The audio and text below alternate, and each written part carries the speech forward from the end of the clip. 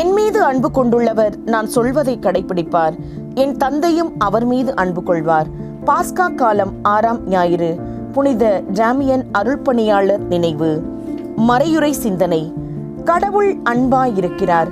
தன்னை வெளிப்படுத்தும் போதெல்லாம் அன்பு செய்யும் இறைவனாகவே தன்னை அறிமுகம் செய்கிறார்.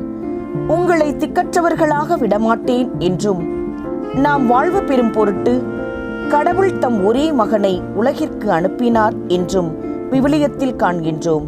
நம்மை திக்கற்றவர்களாக கைவிடாத இறைவன் நம்மோடு குடிகொள்ள விரும்பியதால் இம்மானுவேலாக இவ்வுலகில் பிறந்தார்.